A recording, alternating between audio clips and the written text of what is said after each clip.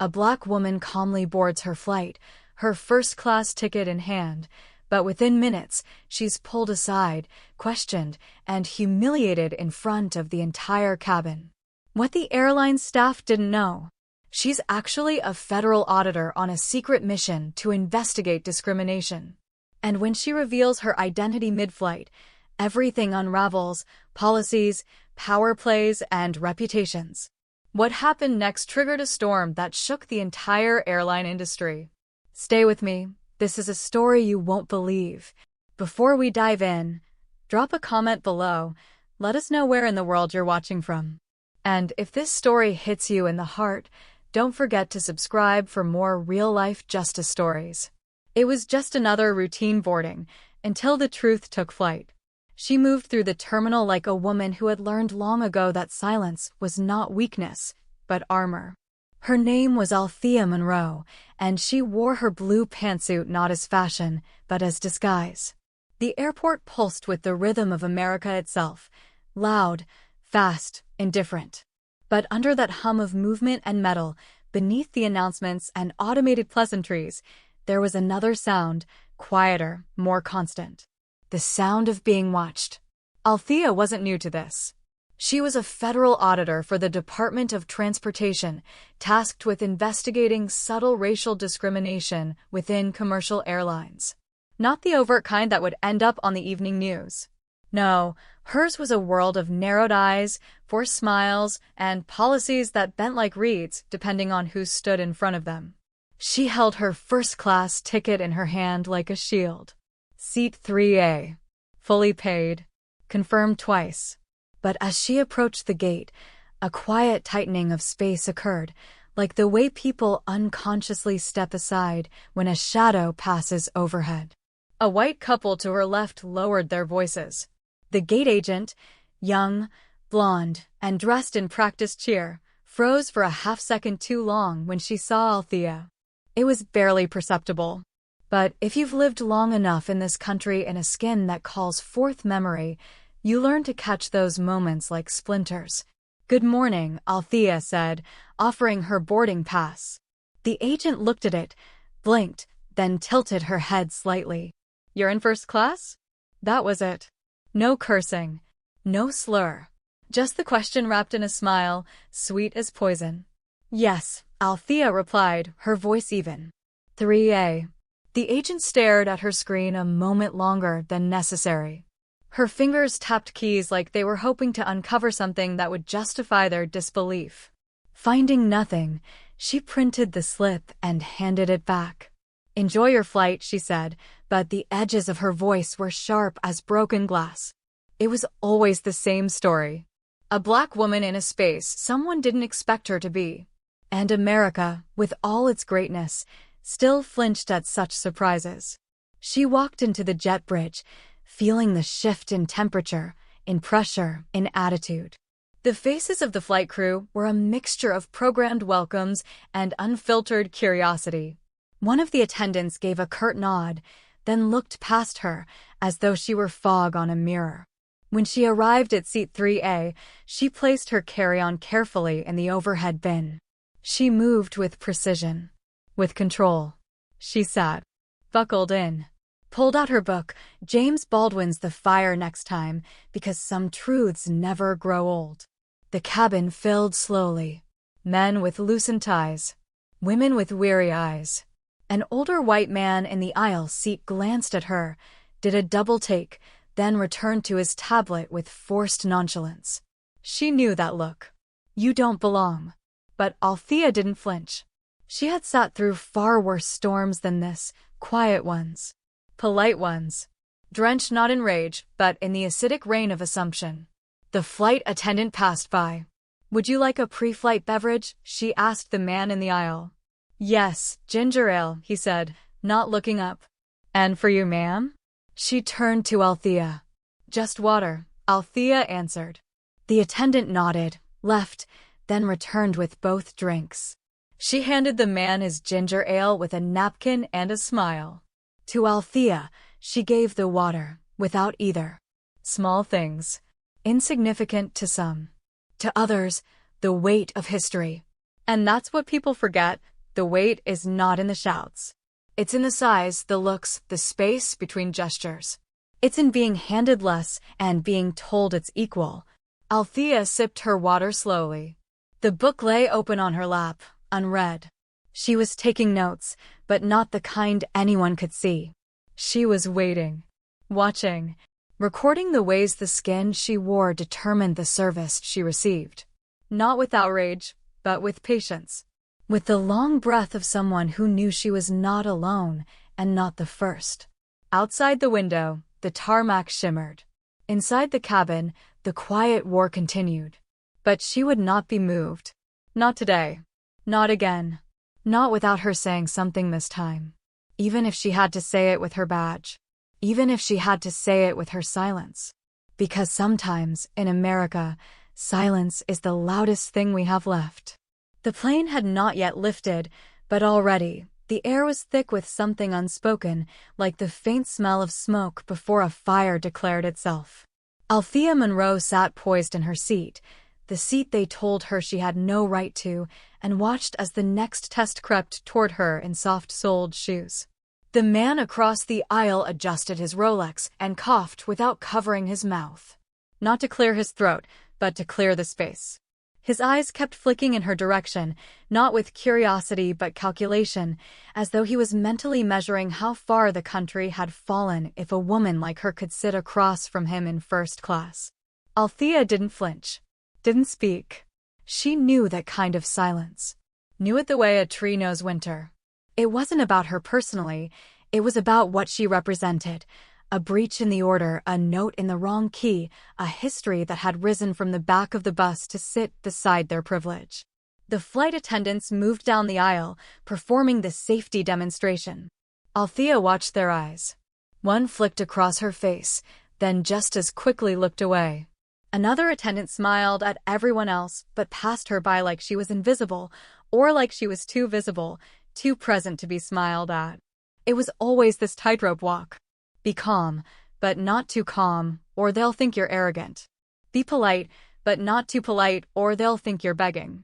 Be assertive, but not too assertive, or they'll call it attitude. And above all, never forget that your seat is only yours until someone with more power decides otherwise. Then it happened. "Excuse me, ma'am." The same attendant who had denied her a napkin earlier now leaned in, her voice syrupy but cold. "Could I just double-check your boarding pass one more time?" Not the man next to her. Not the blonde woman in row 2B chatting loudly about her Hamptons property. No, just her. Althea handed it over without a word. The woman looked at it, blinked, smiled too hard. Thank you. Just needed to make sure." Make sure of what? That she wasn't a mistake? That her presence wasn't a glitch in the system? Althea took the pass back with the grace of a woman raised by black women who knew the difference between dignity and submission. She looked the attendant in the eye and said, "You have what you need?" The smile wavered, then retreated. "Yes, ma'am. Thank you. It was always this way. You don't get screamed at, not in first class. You get questioned. You get handled. You get reminders, soft, sweet reminders, that you're being watched." Outside the window, the tarmac began to shift as the plane moved toward the runway. Althea could feel the weight in her chest growing, not from fear, but from the slow, grinding exhaustion of having to prove her humanity in every breath, in every movement, in every ticket already paid for. She had chosen this flight for a reason. Not just to travel, but to witness. To investigate. To see, with her own eyes, how racial bias had survived the Civil Rights Act, slipped past the slogans, and settled into uniforms, policies, and gate assignments. And here it was, dressed in navy blue, smiling just enough to stay out of trouble. The plane ascended, and the ground beneath her fell away. But the truth remained. No matter how high you fly in America, there will always be someone trying to remind you where they think you belong. But she was not here to ask permission. She was here to take notes. And when she landed, there would be consequences. Not just for the woman who questioned her ticket, but for the system that had trained her to do so. At 35,000 feet, the air thins, but not just in oxygen. It thinks in pretense too. What was whispered on the ground becomes visible in the clouds, because up there, with no escape, civility becomes theater and power becomes gospel. Althea Monroe, seated where they did not expect her to be, saw the next veil lift. She had closed her eyes, not in sleep, but in discipline. One doesn't sleep when one is on duty, and though no badge was pinned to her chest, she wore the weight of her role like a second skin. She wasn't just flying, she was witnessing. The cart came slowly, rattling over the seams of privilege. And with it came the subtle choreography of exclusion. The flight attendant, Veronica, the younger one, the one with the nervous fingers, was pushing the drink cart. Her smile was timid, rehearsed, but when she leaned toward the older white couple in front of Althea, her voice turned warm, effortless. "Champagne or Chardonnay?" she asked. To them, hospitality. To Althea, scrutiny. By the time she reached Althea's row, the smile had cooled into formality. "And you, ma'am?" the attendant asked. "Sparkling water, please. No options. No warmth. No, would you like a lemon?" Just the basics, the bare minimum of what a paid ticket demanded. The woman in 3C, seated beside Althea, shifted uncomfortably. She was watching now, trying not to. A silent witness to the hierarchy we pretend doesn't exist. The drink was poured hurriedly. A splash missed the cup, darkening Althea's trousers with a cold line of apology that never came. "Oh," Veronica muttered. "Sorry about that." But the towel came 2 minutes too late. Althea took it with a nod that meant "I've seen worse." And she had. She had lived worse. Still, it stung. Because this wasn't about a drink. It was about the math people do in their heads when they see a black woman in a place they don't expect her to be. She must be here by mistake. By accident. Or worse, by fraud. Across the aisle, a man in a suit watched her as one watches a fire that hasn't yet spread. His face said he wasn't sure what offended him more, her presence or her calm. The turbulence started gently, first in the air, then in the room. The plane shook. A gasp. A baby cried somewhere in the coach. Seatbelts were fastened again. The lights dimmed. But the real turbulence was seated in 4A. A white man, middle-aged, flushed with the red confidence of money, stood up and turned to the attendant. "Excuse me," he said loud enough for the cabin to hear, "I was told this seat was available." Veronica paled. "Sir, that seat was reassigned. She's a confirmed passenger." The man looked down at Althea like she was a technical error.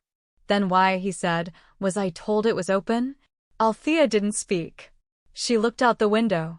Her silence had more gravity than words. "I paid for this upgrade," the man insisted. "This is absurd."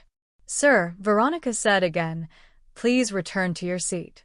We'll sort this out after landing." But the man wasn't speaking to Veronica anymore. He was performing. His voice carried across the cabin, letting everyone know that something unjust had happened, not to her, but to him. And that was the paradox Althea knew too well, that in America, when a black woman claims her rightful space, someone else feels robbed. She could have revealed herself then. She could have spoken her title, unfurled her credentials, silenced the scene. But she didn't. She waited. Because power, real power, doesn't shout, it watches. The man huffed, muttered something under his breath that she didn't catch, but the tone, oh the tone, carried history in it. History with teeth. History with shackles. He returned to his seat, defeated but unrepentant. The eyes around her lingered a little longer now. They knew something was different about her. But they didn't know what. Yet. The hours between coasts are long enough to feel eternity in your bones, especially when you're black and on display. Althea Monroe sat in her reclaimed seat like a woman occupying more than leather and legroom. She was sitting in history, in defiance, in all the places her ancestors were told not to sit, and all the spaces her presence still unsettled. Outside, the sky stretched indifferent and vast. But inside, the cabin shrank. The walls began to press inward with the weight of judgment. Politeness gave way to performance, and the passengers around her, some embarrassed, others quietly pleased, settled into a new silence, the kind that masks tension with etiquette. The man who'd attempted to claim her seat sat just behind her now. She could feel his eyes on the back of her head like a draft of cold air. The kind of gaze that asks, "Who let her in?" It wasn't long before the next test arrived. A young black mother in row 6, her toddler squirming on her lap, pressed the call button. The child had been restless, crying now and then, kicking against the hard limits of space and sky. No one minds a child in theory. But in practice, in first class, the theory changes. Veronica didn't come. Instead, the senior flight attendant appeared, Carla, her lipstick too red, her face set like marble. "Ma'am," she said to the mother, tone wrapped in fake patience, "you need to keep your child quiet." The mother apologized softly, bouncing her daughter on her knee. "She's just fussy. I'm doing my best." "Well, it's disturbing other passengers," Carla said, her eyes sweeping the cabin, but they didn't rest on anyone else. They landed on Althea. The message was coded, but not concealed. 1 is a mistake. 2 is a problem. Althea didn't move. She simply watched. Her arms were folded now, not out of defense, but discipline. She was documenting. 10 minutes later, Carla returned with another problem. "There seems to be a discrepancy with your meal selection," she told Althea, her voice tight. "I requested the vegetarian option," Althea said. "Yes, well," Carla said with a small, manufactured smile, "that one is no longer available. You can have the chicken or nothing at all." Althea paused. Not because she needed the food, but because she recognized the dance. First they test your patience, then your pride. "I'll take the chicken," she said, eyes never leaving Carla's face. The tray arrived late. Cold. The wrong drink. A missing utensil. It would have been comical if it weren't so predictable. The woman in 3C shifted again. She had said nothing the entire flight, but now her voice wavered into the space like a small light. "Excuse me," she said to Carla. "This is the second time I've seen you address her differently." Carla blinked, startled. "Pardon me?" "I'm saying," the woman repeated, firmer now, "if she's done something wrong, fine. But if not, why are you treating her like she doesn't belong here?" Carla stammered, lips twitching for the right lie. "There's no issue," she said finally, almost too quickly. But the damage was done. The whisper became wind. Other passengers now turned their heads. Even the man in the suit behind Althea shifted uncomfortably, sensing that the room had changed its shape and that power was no longer silent. Veronica reappeared, face pale, lips tight. She whispered something to Carla, who scowled and stormed toward the galley. Althea remained still. She didn't gloat. She didn't smirk.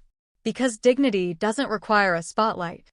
But inside, she took note. This wasn't just ignorance. It was structured. It was how systems protect themselves by humiliating those who threaten them. How they hide bias behind policies, behind phrases like double-booked, security concern, or just doing my job. And yet, with every silent witness awakened, the system faltered. 1 more hour to land. 1 more hour for the theater to unravel. And this time, Althea knew. Someone was watching her for the right reasons. And someone else was about to be watched back. The thing about injustice is that it's never content to stay hidden. It creeps, crawls, and climbs its way into the open, especially when it believes no one with power is watching. Althea Monroe, seated once more in 5C, no longer felt like a passenger. She felt like a lit match trapped in a room full of dry paper. And the paper, she knew, was waiting to ignite. The moment came shortly after turbulence rattled the overhead bins and forced the crew to strap in again. The captain's voice crackled over the intercom with forced calm. "Nothing to worry about, folks. Just a little bump in the air." But Althea knew better. The bump wasn't in the air. It was in the room. It was in the unspoken. In row 6, the young black mother finally gave in to exhaustion.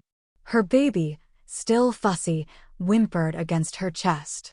And then, as if rehearsed, Carla returned. "Ma'am," she said sharply, "you need to control that child. If this continues, we'll have to consider involving airport security upon landing." A hush fell over the cabin. The words hung like smoke. Althea didn't wait. She unbuckled her seatbelt and stood, not with anger, but with clarity. She didn't raise her voice. She didn't point fingers. Instead, she walked, quietly, like a reckoning, down the aisle toward Carla. "Excuse me," Althea said. "Are you threatening a passenger with law enforcement?" "Because of a crying child." Carla's eyes flashed. "I'm ensuring comfort for all passengers." "No, you're asserting control over certain passengers," Althea said. "And we both know what kind." The other passengers started now. Some are ashamed. Some are afraid. A few, a very few, finally alert. The man from 3B, the same who had tried to take Althea's seat, shifted uncomfortably and, for once, did not speak. Carla straightened. "Ma'am, I don't have to explain myself to you." "No," Althea replied, voice like velvet over steel. "But you will. Not to me. To your supervisors. To federal authorities.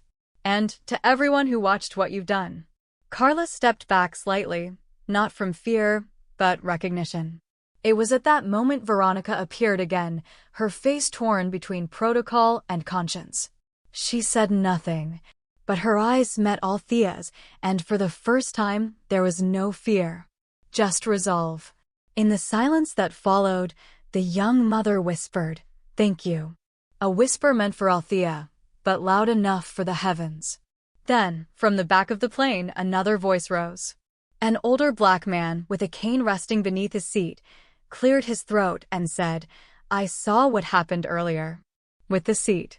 With the meal. I saw it all. And I'm willing to give a statement." A second voice followed. A white woman, maybe in her 60s, added, "This isn't the first flight where I've seen this kind of thing. I always tell myself it's not my place to speak. But maybe that's the problem." It spread, like water finding every crack in a wall. Carla's face paled. She turned, muttering something under her breath, and retreated to the galley. Althea exhaled. She sat beside the mother now, not because it was protocol, but because it was human. Because we are not meant to face humiliation alone. The mother, still rocking her baby, looked up. "You knew it would happen, didn't you?" Althea nodded. "Yes, but they didn't know I came prepared." And that was the beginning of the end. Because now it wasn't just her witnessing. It was everyone. The next chapter would be reckoning. But in this one, the unspoken was finally said aloud. And once that happens, there's no turning back. The sky outside the aircraft window was a silent witness, blue, vast, indifferent. But inside, the temperature had shifted. What had begun as the quiet indignity of a misplaced seat had now bloomed into something heavier. The old man with the cane who had spoken up, he reminded Althea of her grandfather, a Pullman porter who used to say, "Dignity ain't something they can give you, baby, it's something you carry, even when they try to take everything else." And that dignity was now filling the cabin. But dignity, like pressure in a closed system, demands release. The air in the aircraft had changed, thicker, like it held its breath, waiting. Aisle lights dimmed. But nothing was calm. Carla, the senior flight attendant, had disappeared. Veronica, still pale, floated through the cabin like a soul caught between salvation and damnation. She brought water now with trembling hands, not because of turbulence, but because she knew the plane was no longer under her control. When a system begins to fail, it doesn't collapse all at once. It resists. It snarls. And that resistance showed up 30 minutes later when Althea, now back in her seat in first class, received an unexpected visitor. A man in a blazer stepped into the cabin, a regional in-flight manager who'd been aboard quietly, performing a surprise employee review. She hadn't seen him before. Most hadn't. But when the trouble started, he appeared like a specter of corporate panic. "Miss Monroe," he said, his voice slick with too much politeness. "I've been informed there may have been a misunderstanding." Althea looked up from her notes. Her tone was even. "Is that what we're calling it now?" The man's lips twitched. "We're committed to an excellent customer experience. I'd like to personally apologize." He gestured toward an open seat beside her, asking without asking. She nodded. "Is there anything we can do to make this right?" he asked too quickly. "Meal voucher? Upgrade on your return." Her jaw clenched.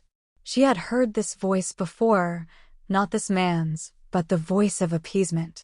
It had spoken through hotel clerks, bank officers, real estate agents, and yes, flight crews. Always seeking to pacify without acknowledging the wound. She folded her hands, meeting his eyes. "Your gate agent attempted to remove me from a seat I paid for. No cause. No apology. You have flight crew members who treated a crying baby like a national security threat. And your senior attendant, Carla, hasn't been seen since this became a scene." The man inhaled sharply, his mask slipping. "I am not asking for a voucher," she continued. "I am documenting a pattern. 1 flight, 2 witnesses, 3 violations of policy, possibly federal law." The man shifted in his seat, suddenly smaller. "But we are handling this internally," he said, voice growing tight. "No," she said, slowly. "You're handling the optics. I'm handling the truth." Across the aisle, the young mother caught Althea's eye and gave the faintest nod. Solidarity didn't need volume. It lived in glances. In silence. When the man finally stood to leave, he offered a forced smile. "I hope you'll reconsider making this into a larger issue." Althea raised an eyebrow. "It's already a larger issue," she said. He disappeared down the aisle like smoke. The rest of the flight played out like an opera whose score had gone off-key. Passengers whispered now, more openly. A Latina teenager quietly filmed part of the earlier confrontation, her phone tucked low in her sweater. An older white couple murmured about writing letters to the airline. Even the businessman who had benefited from Althea's seat removal had stopped looking smug. He just looked uncomfortable. When Veronica brought one last round of drinks, she paused beside Althea, leaning in. "I want to speak when we land," she whispered. "I want to tell the truth." Althea nodded, softly. "Then tell it. Loudly. While it still matters." She looked out the window again. Down below, America waited, its cities and fields stretching like secrets across the land. And above them, a black woman sat in a leather seat that almost wasn't hers, not by law, but by presumption. And she stayed. Because staying is a kind of resistance.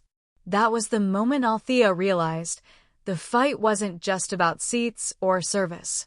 It was about memory. About whose comfort mattered and whose pain had been normalized. The plane began to descend. But the reckoning? It had just begun. The wheels hit the tarmac with a familiar jolt, but for Althea Monroe, it wasn't arrival, it was an awakening. The descent was more than physical. It was the slow drop from pretense to truth. In that groaning halt and shudder of the aircraft, she heard something deeper, a reckoning long overdue. Los Angeles greeted her not with warmth, but with procedure. 2 airport security officers waited at the gate, their expressions unreadable beneath professional restraint. Passengers pretended not to notice, but eyes flicked in their direction. The air, thick with a quiet tension, crackled like static in a dry room. Althea stepped off the plane not as a passenger now, but as something far more dangerous to a broken system, a witness. And the truth she carried was not just hers.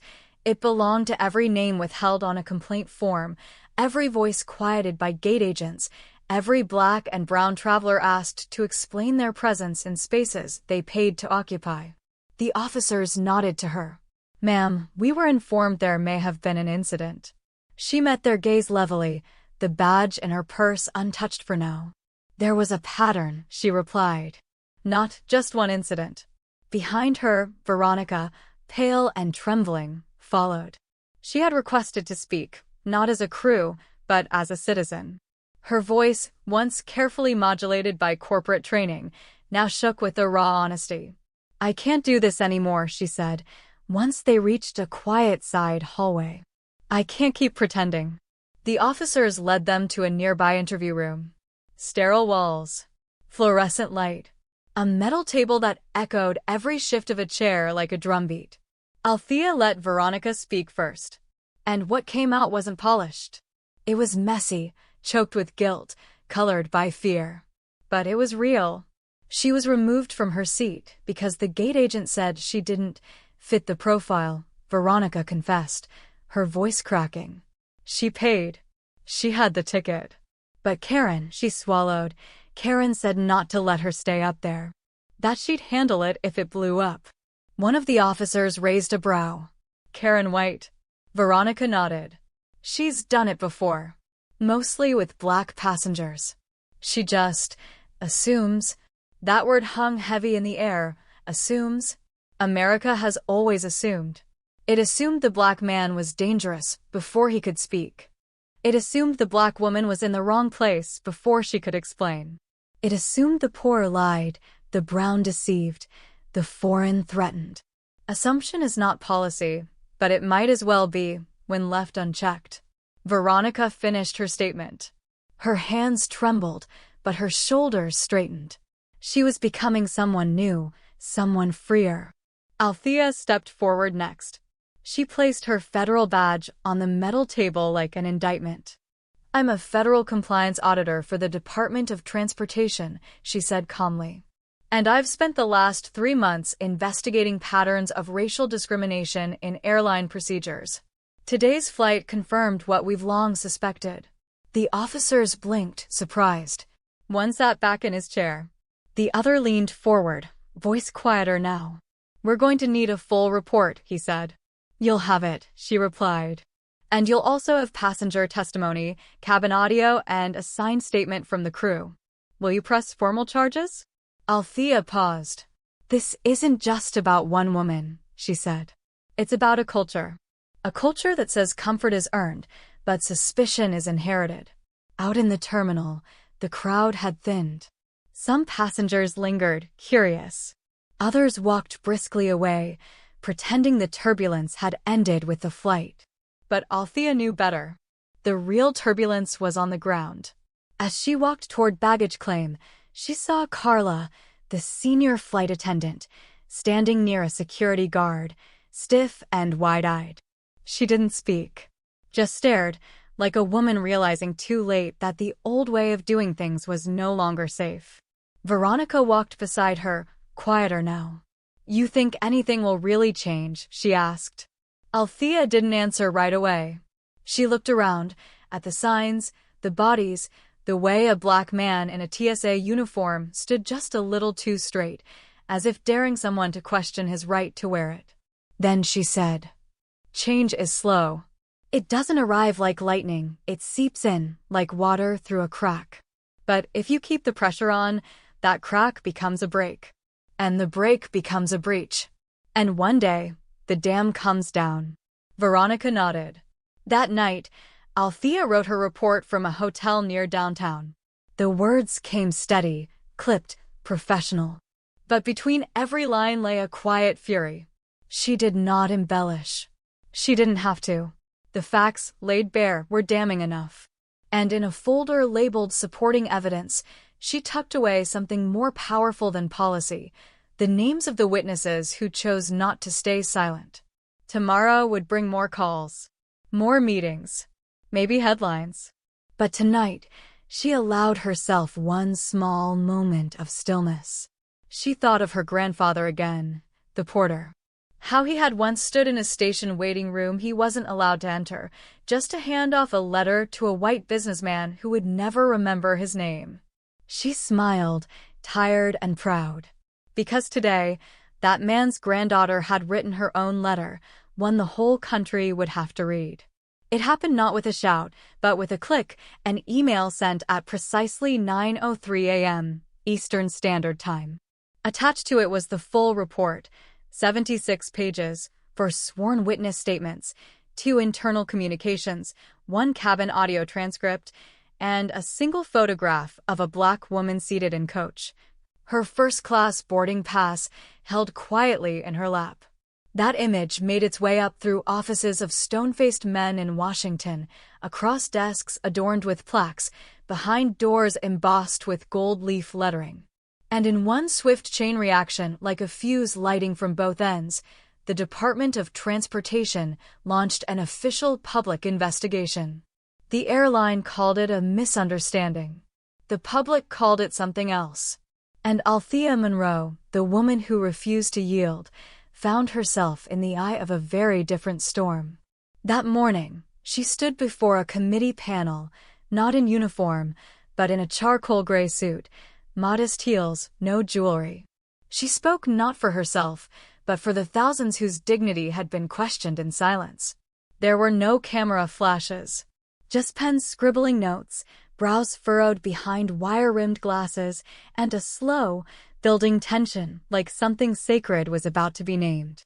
She told them, plainly, this wasn't an isolated incident. It was the predictable result of a culture that sees certain people as accidental passengers in spaces they've paid to enter.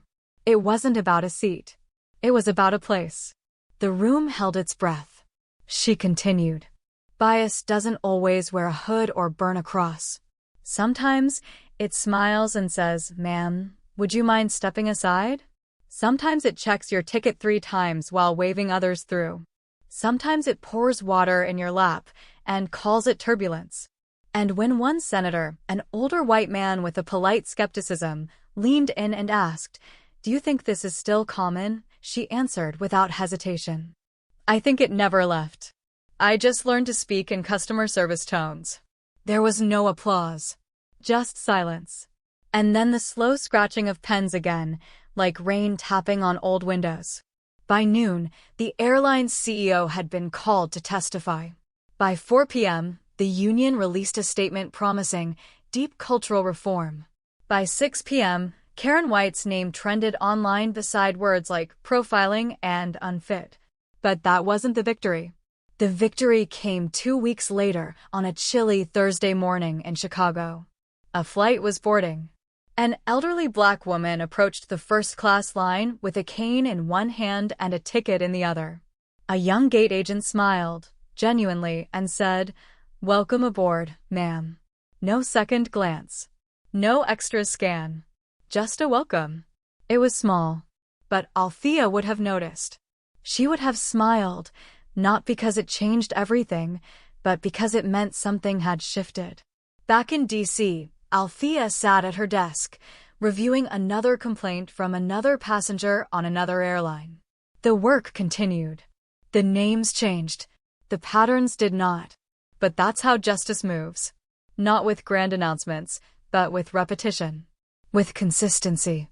With the stubborn, quiet belief that every confrontation, every refusal to step aside, stitches one more thread into the great, unfinished quilt of American dignity. She thought of Veronica, now testifying before her own peers. Of Carla, who resigned but left a note admitting her complicity. Of the passengers who had once looked away, now speaking up. And she thought of the elders, the ones who had marched, who had sat in, who had prayed with blistered knees and burned lungs. This was for them, too. Because racism, in its modern costume, is a master of disguise. But it cannot withstand exposure. Not when people like Althea carry light. As the chapter closed on that flight, it opened somewhere else, in a school hallway, in a hospital waiting room, in another boarding gate. The battlegrounds shift, but the fight remains. And so Althea Monroe, just another name to some, a sentinel to others, folded the final copy of her report, slipped it into the department's archives, and stood by the window watching the planes take off into the wide, blue possibility of an American sky. She wasn't waiting for justice anymore. She was helping it board.